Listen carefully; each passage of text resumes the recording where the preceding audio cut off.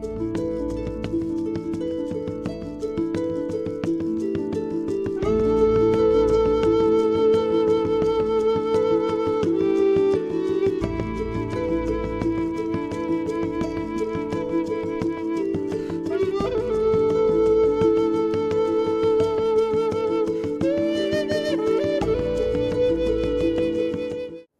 to another episode of The Writer's Dream. This is a show where authors can talk about how they write their books, how they publish their books, and how they market their books. You can find us on YouTube. Just search my name, Linda Maria Frank, click on my picture, and over 150 interviews will come up. If you're interested in reading a good book or writing, especially writing tips, please certainly make use of our YouTube channel because it's full of very interesting information. We also have a Facebook page called The Writer's Dream, guess what? And if you want to be on the show or if you have a question for me, please message me through that Facebook page. We are also available here at the studio on ltv-eh.org, video on demand. Our guest today is Antoinette Truglio Matrtin, and she has written a book, Hug Everyone You Know, and it's about her journey through stage 4 cancer.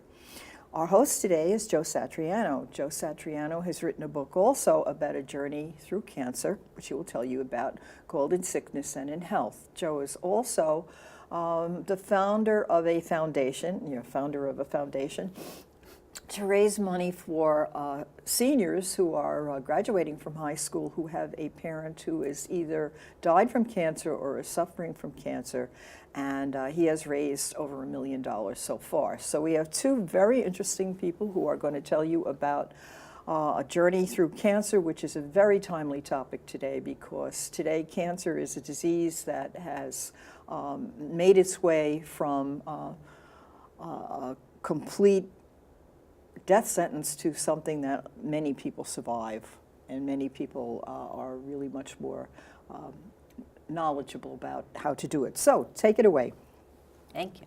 Well, thank you, Linda, for that great introduction. And I got to tell you, I am honored to be sitting here with Antoinette. I read your book, Hug Everyone You Know. It has such a great message, and it's so inspiring.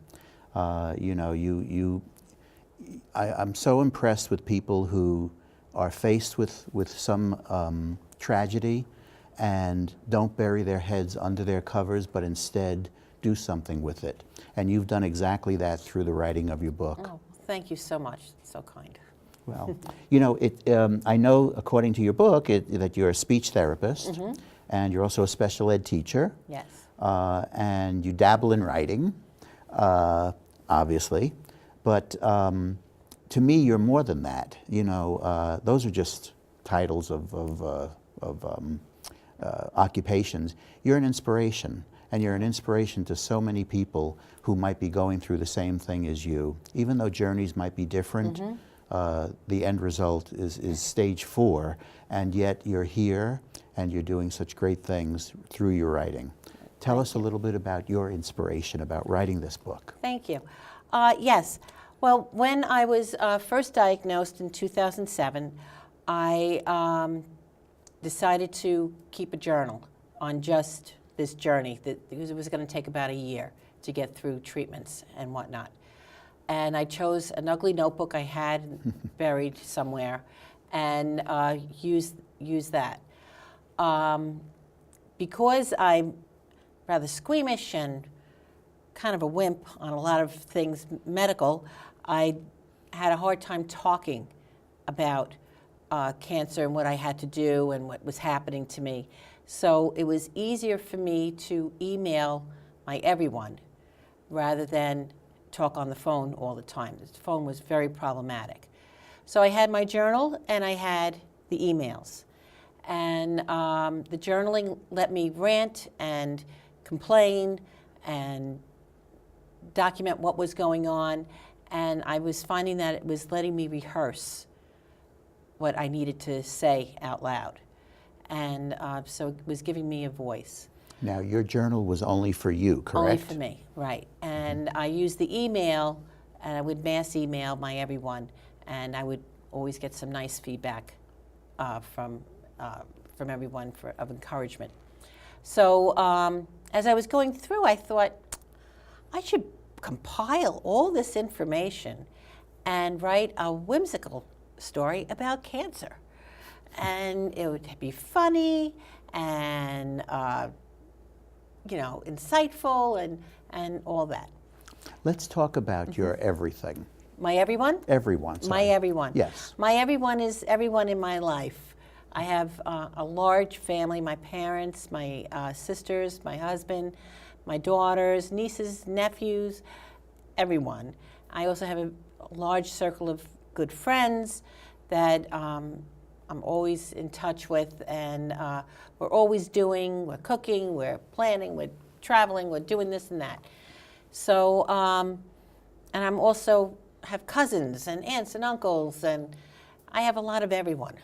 And you make sure to hug every single one of them. Everyone, right. Now, yeah. hug could be just not necessarily an actual physical hug, but probably a hug through words. Through words, through gestures, and just so that that I knew I wasn't alone. Right. In this journey, and I wasn't let alone. I wasn't allowed to be under the covers, and there's something to do. Sure. I had to go do it. If I could read from your introduction. Sure. Because that pretty much explains exactly what you just said. It says, most of us live within a complicated web of relationships. We admire some people with whom we have these relationships for their fortitude. We like others for their humor and their interests. We love those who we were born with, who we birthed, and those who stir passion in our heart and mind. Our relationship web can be a massive collection of beings with all unique needs, and they recognize and gifts to share. We're not alone. We have our everyone. And that's exactly what you're saying. Did you find that everyone played a different role? Yes. There were, my mom was a different role. She was also a breast cancer survivor. So, and she was also in the business with mammography and all. So she was kind of like the clear head. Mm-hmm. Which you need at that time. Absolutely. When things are going that way. Yeah. Right. And needed my husband to cry on because I could get sloppy cry with him. And I soon learned that I didn't really have to sugarcoat too much with my girls. They were strong enough to know what was going on and be very honest. How old were they? I'm sorry. My eldest had just graduated college, and the other one was 21, going on 21, and the youngest was 18. Mm-hmm. So yeah, they were out of the house, which I was grateful for, but yet, always on the email. I could relate with that. My wife Susan, who had a 13-year battle with breast cancer, my older son Matt was, when this was all going on, he was at Princeton, he was at Berkeley. He was 5 years older than my younger son Justin. Justin lived every single minute of it at home. Yeah. And you could see the difference in how they handled it. So when you're saying that you were happy that they were both away from home. Yeah, all of them. Yeah, it does make a difference. It did. And, so if I wanted to just not do anything, I was able to not do anything and not have to worry about managing kids. Do you remember that day when you were actually first told that you had cancer, the C word? Yeah, the C word. Yeah, that was a bad day because we went in and thinking that it was all a mistake. Went into the city for the biopsy, and we took the train in, and we were going to stop at this afterwards. We were just going to stop at this bar with this terrific beer menu, and my daughter, who was my oldest daughter, was working in the city. She was going to meet us for lunch, and so it was going to be like a little mini celebration. And because I honestly didn't think this was real. And we go in, and the pathologist gives me his resume, and it was like, what? And Right. then says, yeah, it's positive. And that's when, everything just kind of went black, and I had to get home, and I had to get out of there. The world changes, doesn't Yes, it? it did. And I remember thinking that the street, 34th Street, was so busy, and this disaster is happening. And everybody's going about their business, and I'm in the midst of this disaster. I noticed that too. It was like, don't people understand what we're going through? Right, yeah. I mean, how could they talk about, going through red lights or paying their taxes, which just increased or whatever? Right, yeah. We're dealing with real life stuff here. Yeah. And, we had to catch a train, right. that sort of thing. So my husband, God bless him, he, just grabbed me and dragged me right through and found a spot on the train. And So he was your rock for a yeah, while? he was, yeah. Yeah. He could speak the speak, when I couldn't speak it. Right. Yeah. And that's So, important. yeah, it was good. To know that you have support. Oh, absolutely. Yeah. So talk more about your everyone. So you said your mom, you said your my husband, mom, my your dad, kids. and my sisters. I have 3 sisters and a brother, sister-in-law, everybody, nieces and nephews, and my girls. So everybody knew I'm so squeamish, and it was like, well, how is Antoinette going to get through this? And I kind of figured I could faint throughout the whole time, and that would solve my problem. Right. Wouldn't solve theirs. No, it makes it more of an issue. Right. So, but eventually, I did get through it and manage through. But again, it was because somebody was always there with a helping hand, with a kind word, that sort of thing that made all the difference. Yeah. It made all the difference. Did you find that some friends of yours kind of clammed up because they didn't want to say anything that may upset you? And then again, you had the other side of the spectrum where people were just out there. They were like overwhelming you with love and care. It was a funny year because during that year, I had 4 of the friends diagnosed with cancer. Wow. Right around the same time. And 3 of which were breast cancer at different stages and at different levels of treatment protocols, and which was like shocking. It was just absolutely shocking.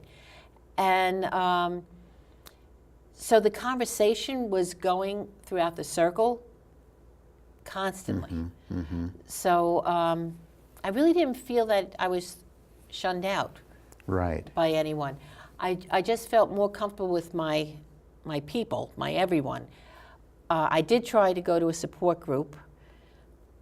Did that work for you? No, it didn't. And I brought my other friend who was diagnosed. And we were just like, it's not people I know, and they were all, kind of comfortable with themselves. And it wasn't that they were standoffish or anything. It's like, I'm just not ready to bare my soul to strangers. Right. And that's understandable. Yeah, because I have enough. I have enough here. And I was grateful for that. Yeah. Yeah. And the truth is that there's no textbook here. Absolutely. Everyone's path is different, and everyone deals with it differently, and time frame as well. Yes. You knew when you were ready.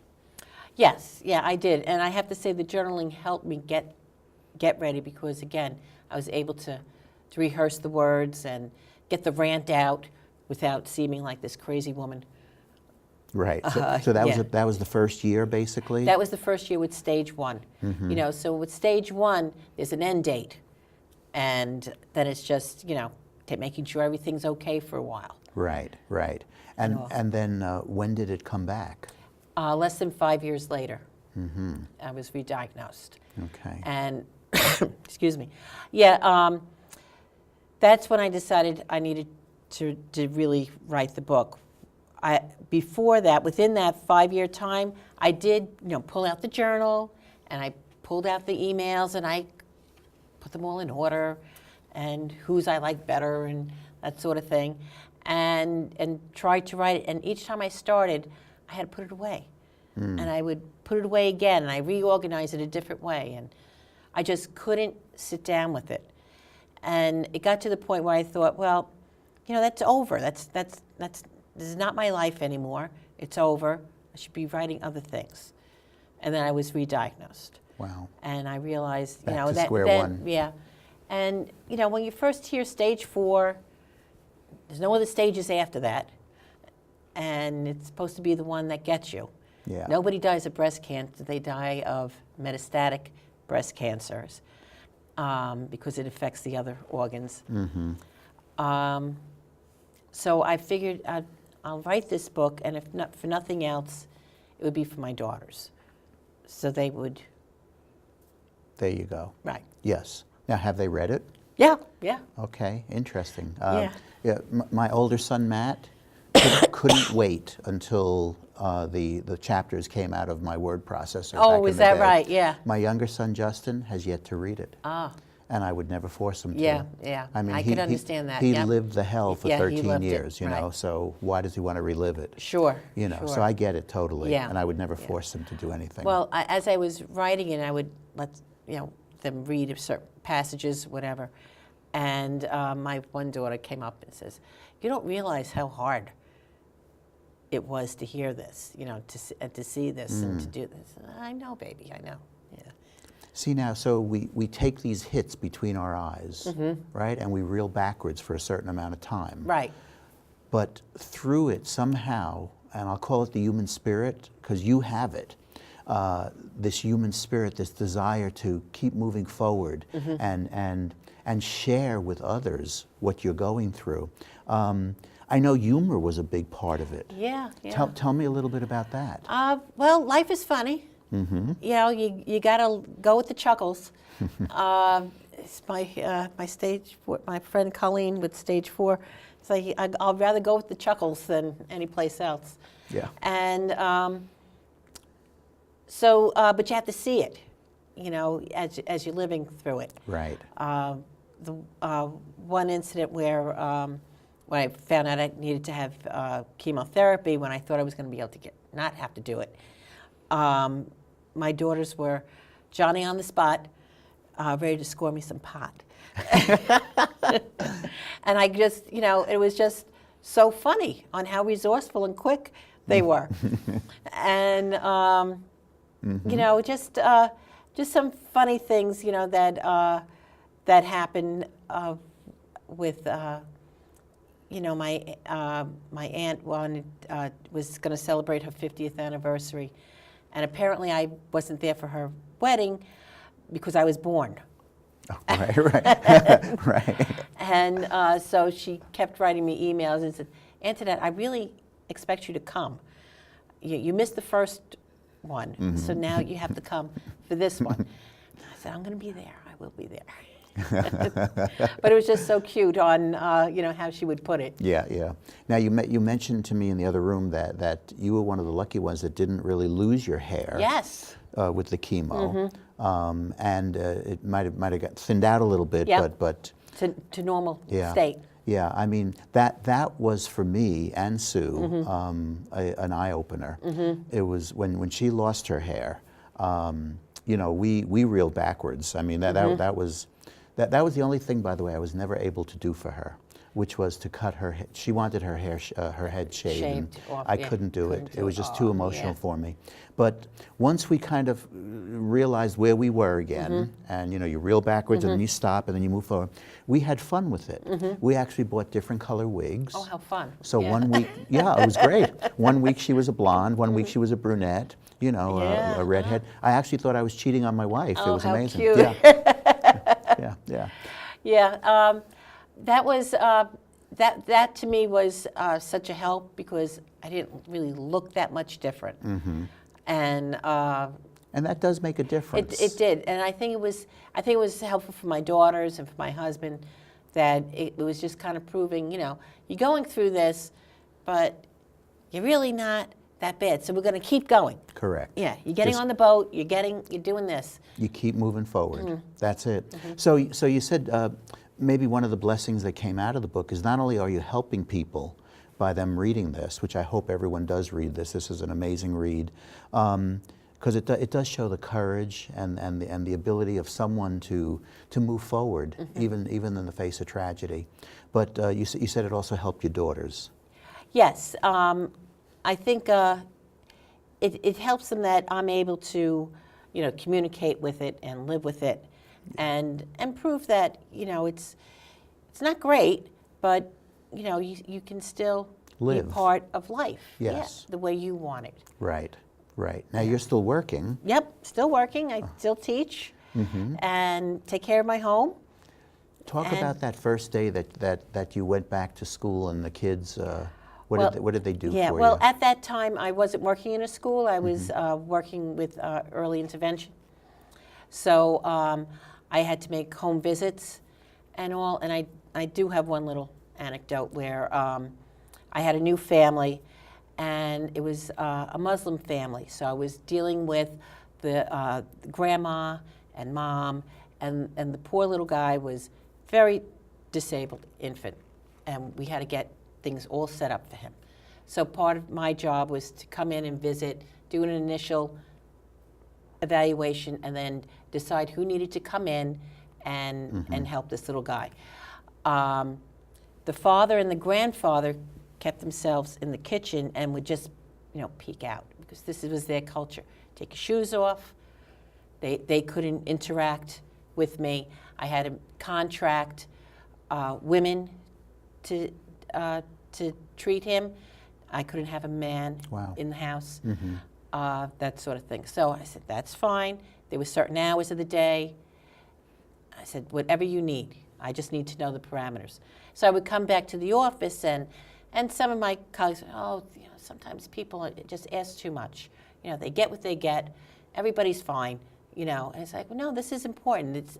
Therapy's not going to work if the family can't manage it. So I went a little bit out of my way for them, which is part of the job.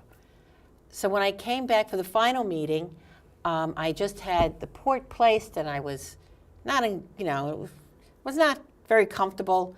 We went through it, and we had a very good meeting, everything set up, and I go to leave, and I had told this mother that, I had cancer, and, you can have someone else instead of me. She said, no, I want you. All right. So so she asked me, how are you? I said, well, I had a rough day, but I'll be fine. We're all set. We're all good. And she says, my husband and my family and I, we prayed to Allah for you. I said, thank you. And it was like a very, so I felt I had Jesus Christ, God, and I have Allah on my side. I'm good. Yeah. Well, you covered most of the bases, yeah, right? I got them all. That's so, it. and it was, that kind of gentleness and care that they were that's very open for that. So what do you want your readers to, what's the message here?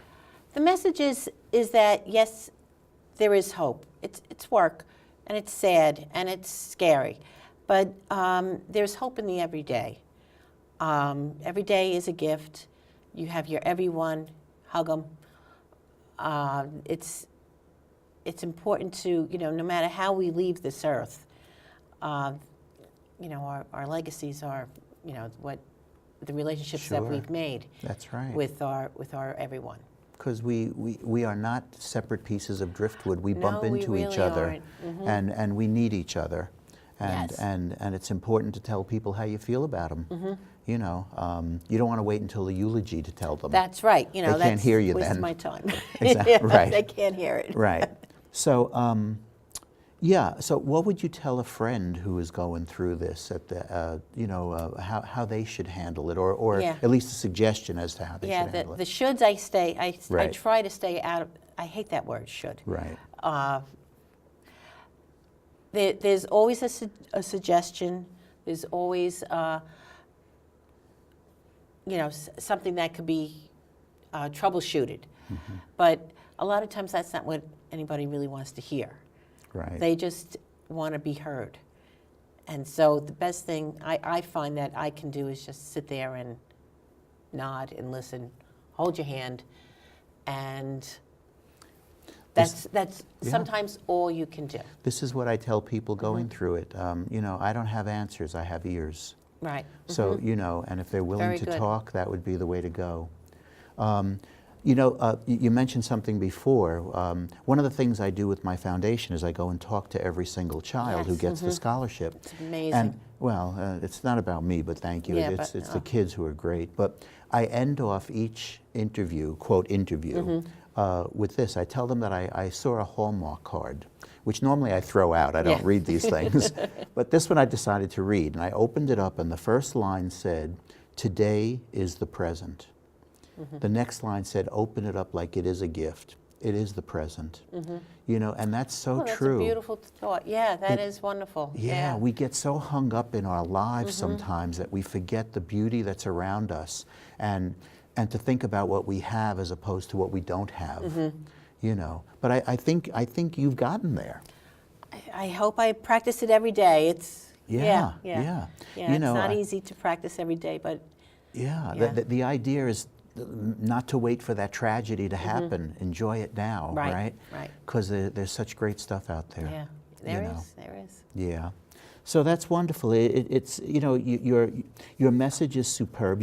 Oh, by the way, tell us just real quick, because we only Yes. have a few seconds left, about the Indie Book Awards. Yes, I was nominated as a finalist in the Women's Health category for the Indie Book Awards. That was a terrific honor, as well as I was a 5-star Readers Club one and the USA Indie Book finalist as well. So I've had some really nice accolades and reviews. I just, you know, love hearing, That's you know, how great. That's people great. enjoy. Yeah, it's wonderful. Yeah, enjoy the story. I will remember to hug everybody. It was a pleasure meeting you. Same here, Joe. Thank you so much. Thank you.